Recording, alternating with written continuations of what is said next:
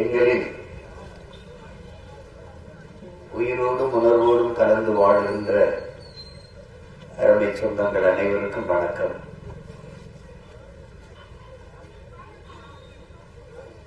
Arittapatti tungsten சுரங்கம் அமைத்து நம்முடைய நிலத்தின் வளத்தை கெடுக்கிற இந்த வேலை திட்டத்திற்கு எதிராக தன்னெழுச்சியாக எமது மக்கள் போராடுவதை நினைக்கும் போது உண்மையிலேயே நான் பெருமையும் மகிழ்ச்சியும் அடைகிறேன். ஏனென்றால் நீண்ட காலமாக நமது நிலத்தை ஒரு வள வேட்டைக்காடாக மாற்றி மீத்தேன், ஈத்தேன், ஹைட்ரோ கார்பன் எடுப்பது, ஸ்டெர்லைட், அணுகுலை போன்ற நச்சு ஆலைகளை நிறுவுவது, சிற்காடு தொழிற்சாலை அமைப்பது, வேலை வாய்ப்பு, வளர்ச்சி என்று பசப்பு இனிப்பு வார்த்தைகளை சொல்லி சொல்லி நில வளத்தை வேட்டையாடுகிற ஒரு வேட்டைக்காடாக நமது தாய் நிலம் தமிழ்நாட்டை இவர்கள் மாற்றி நிறுத்திவிட்டார்கள். இப்போது கடைசிக்கு நம்முடைய அரிட்டாப்பட்டி அதை சுற்றி இருக்கிற பகுதிகளில் அவர்கள் சொல்வது இதுவரை ஒப்பந்தம் போட்டிருப்பது 5000 ஏக்கர் என்று சொல்றாங்க. ஆனால் அவர்கள் 38,439 ஏக்கர், கிட்டத்தட்ட 38,500 ஏக்கரை எடுக்கிறதுக்கு, அதாவது மொத்தமா ஊரை கழுவிட்டு போங்கிறான். அவ்வளவுதான், வேற ஒன்றும் சொல்ல. என் அருமை சொந்தங்கள், என்னிலும் இளைய என் தம்பி தம்பிகள், என்னை பெற்ற பேரன்புமிக்க பெற்றோர்கள் புரிந்து கொள்ள வேண்டும். ஒரு போர் நடந்து பேரழிவு நடந்த பிறகு கூட மக்களை கொண்டு போய் அங்கே மறுபடியும் குடியமர்த்தி விடலாம். ஆனால் அணு உலை வெடித்த இடத்திலோ அல்லது மீத்தேன், ஈத்தேன், ஹைட்ரோ கார்பன் எடுத்த இடத்திலோ அல்லது நிலக்கரியை தோண்டி எடுத்த இடத்திலோ இதுபோல டங்ஸ்டன் என்ற சுரங்கங்கள் அமைத்து அதை வெட்டி எடுத்த இடங்களில் மக்கள் மறுபடியே வாழ்வது என்பது வாய்ப்பே கிடையாது. அப்போ சொந்த நாட்டுக்குள்ளே நாம் நிலங்களை இழந்து நம் வாழ்விடத்தை விட்டு வெளியேறி அகதிகளாக, நாடற்றவர்களாக, நிலமற்றவர்களாக இடம்பெற வேண்டிய நிர்பந்தம் உருவாகிவிடுகிறது. சொந்த நாட்டுக்குள்ளே அகதியாக ஈழ தாயகத்தில் இலங்கையில் சிங்களர்கள் நம்மளை அடித்து விரட்டினார்கள், நம் வாழ்விடங்களை ஆக்கிரமித்தார்கள், நம்மளை நிலமற்றவர்களாக, நாடற்றவர்களாக விரட்டினார்கள், நம் அகதியாக சென்றோம். அதேதான் இங்கே நடக்கும். அங்க அடித்து விரட்டினால் இங்கே ஆக்கிரமிச்சு விரட்டுவார்கள். மண்ணின் வளங்கள் மக்களுக்கானது, ஆனால் அப்படி இருக்க தனிப்பட்ட பிற முதலாளிகளுக்கானதாக இங்கே மாற்றி நீடிக்கிறார்கள். ஒரு முதலாளியின் வளர்ச்சியை, ஒரு நாட்டின் வளர்ச்சி, நாட்டு மக்களின் வளர்ச்சி என்று கட்டமைப்பதை, என்று கற்பிப்பதை எப்படி ஏற்பது? ஏற்கனவே ஸ்டெர்லைட் அதே முதலாளி தான் அங்கீகாரம், அவருடைய வேதாந்தா நிறுவனம் தான். நேரடியாக வேதாந்தா என்றால் தமிழர்கள் ஏற்கனவே ஸ்டெர்லைட் அது வந்துச்சு.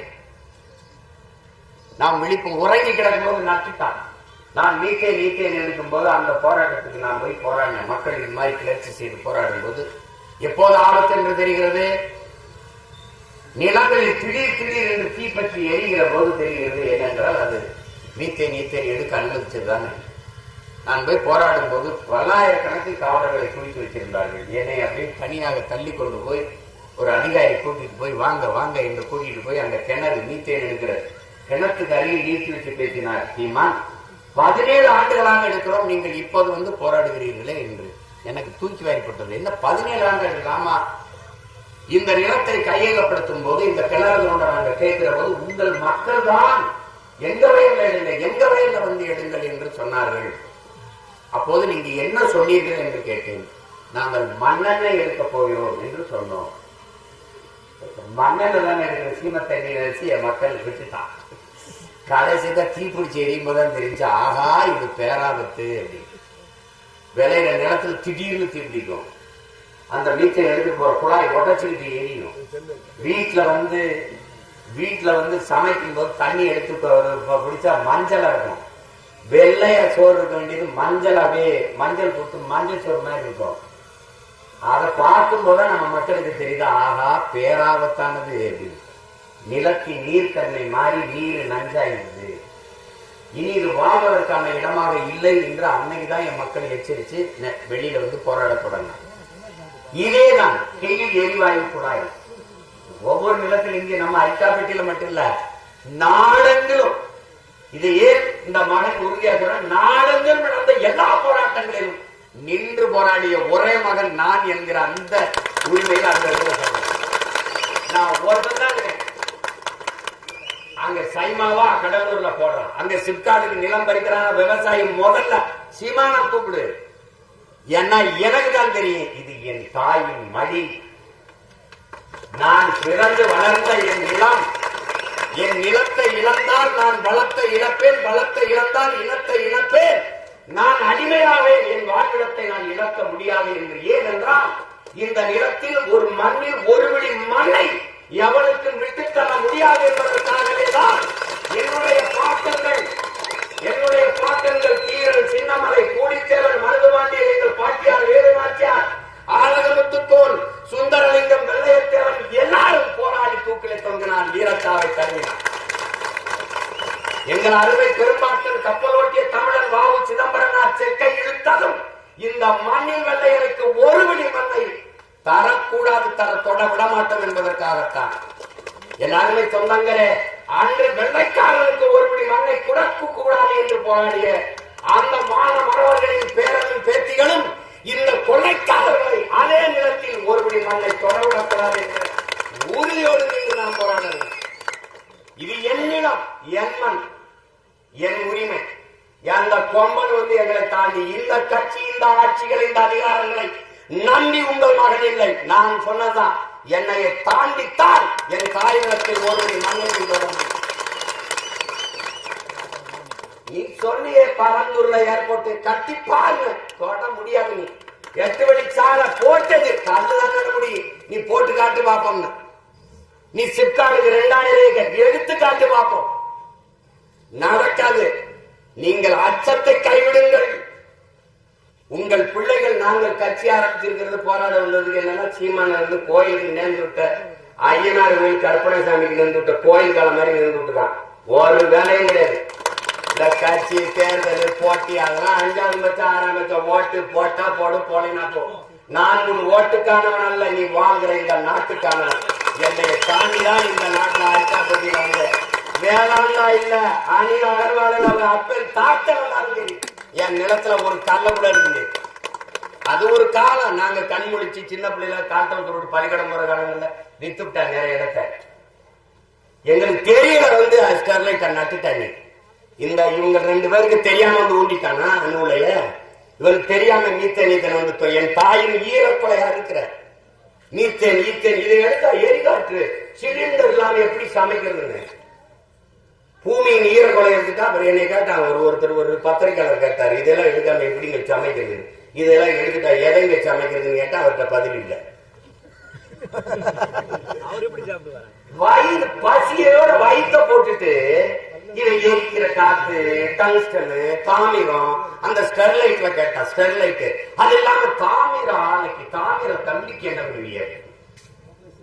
குடிக்கிறதுக்கு தண்ணி இல்லை, தாகத்திற்கு தண்ணி இல்லை என்பதை பற்றி யோசிக்காமல் தாமிரத்தை பற்றி யோசிக்கிறவர்கள் இவர்கள்.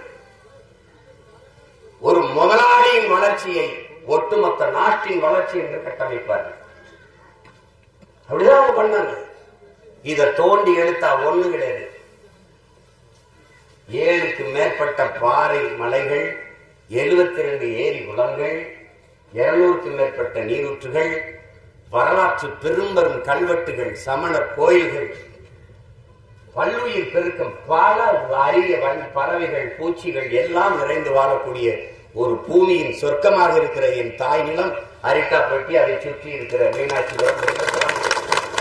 இவர்களே கொடுத்திருக்கிறார்கள் 2022 மீனாட்சிபுரமும் அரிக்காப்பட்டியும் சுற்றுச்சூழலுக்கு பாதிப்பு ஏற்படுத்துகிற பகுதியாக இருக்கிறது என்று. அப்புறம் திருப்பி அதுல வந்து நீ அரிக்காப்பட்டி வந்து எடுத்து அவன் சுரங்கத்தை வெட்டிட்டு போயிட்டே இருப்பான். என் அருமை பெற்றோர்களே, என்னிலும் இல்லை, என் தம்பி தங்கையில் உங்களுக்கு சொல்றேன், உங்கள் மகன் நான் கண்ணார பார்த்தேன். டால்மியாவுக்கு சிமெண்ட் எடுத்து கொடுக்குறேன் தொழிற்சாலை இருக்கு சேலத்துல.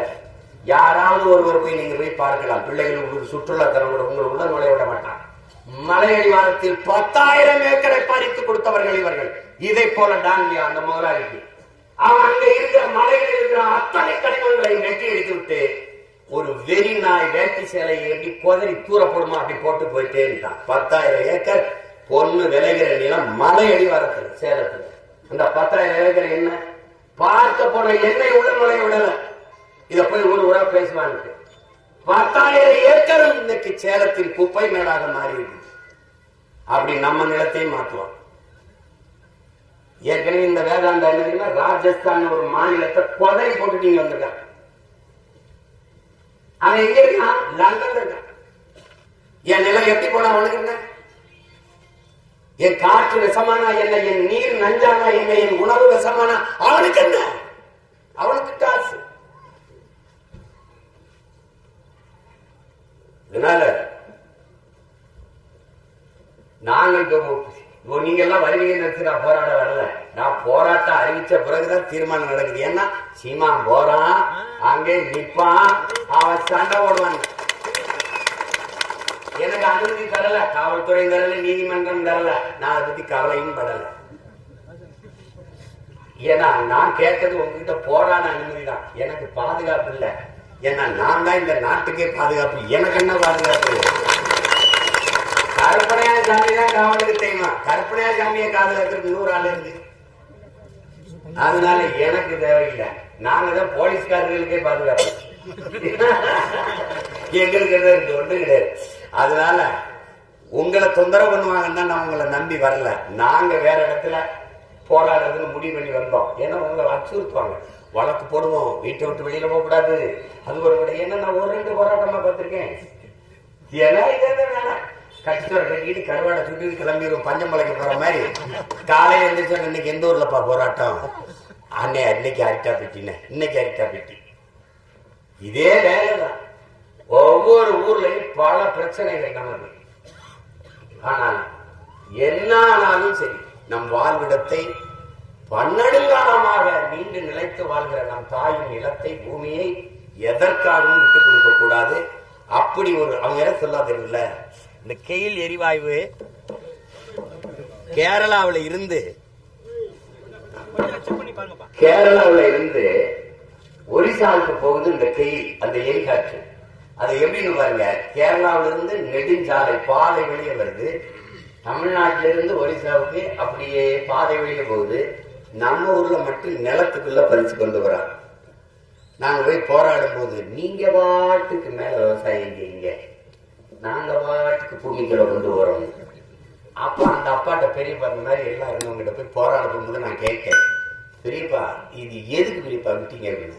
ஏயா தண்ணி உள்ள போகுதுன்னா நாங்க குழு குழு குழு குழுன்னு பூமிக்குள்ள கீழே தண்ணி தானே போக போகுதுன்னு நாங்க விட்டுட்டோம்ப்பா அப்படின்னு.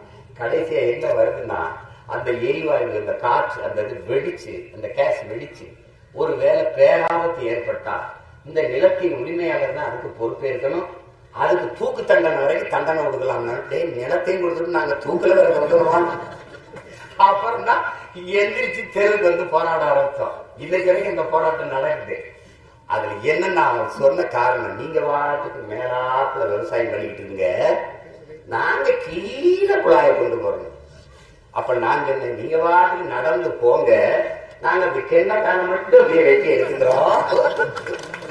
அதே இவன் சொல்லுவான், மலை நீங்க பாட்டுக்கு விவசாயம் பண்ணிக்கிட்டு இருங்க, நாங்க பாட்டுக்கு இந்த மலையை எடுத்துக்கிட்டு போயிடுறோம், அந்த தங்கத்துல எடுத்துட்டு போயிடுறோம், நீங்க இருங்க படுத்துருங்க, உங்க ஈரப்படையை மட்டும் அப்படியே முடிவிட்டு போயிடும். இந்த மாதிரி நீங்க கேள்விப்பட்டிருப்பீங்க, அப்பா அவன் தோல் இருக்க சொலைய முடிஞ்சிருக்கான் அப்படின்னு. அது இதுதான் மலைமொழி. நாங்கெல்லாம் சின்ன பிள்ளையா இருக்கும்போது எங்க பாட்டி வந்து கதை சொல்லு, ஒரு ஊர்ல பெரிய மலை முழுங்கி மகாதன இருந்தாங்க. நான் ஏதோ பாட்டி கதை விடுது, அது எப்படி மலையை முடிஞ்சுன்னா அது பூதம்பா அப்படின்னு. அன்னைக்கு அது கதைன்னு நினைச்சேன். இப்பதான் அது உண்மையிலே தெரியுது. பல மலை முழுங்கி மகாதனங்க, பல பிசாசுகள் பூதங்கள் நம்ம கூட வாழ்ந்துகிட்டு இருக்காங்க. இதனால அச்சப்படுவது, பயப்படுவது, இதுக்கு பற்றி கவலைப்படாது. வழக்கு அது இல்லைன்னா விடியாது கிழக்கு. உங்க முன்னாடி நிக்கிற உங்க மகன் என் மேல 150 வழக்கு, 150 வழக்கு. ஒண்ணு கொலை பண்ணது, கொள்ளையடிச்சதுலாம் இல்ல, போராடுறதுதான்.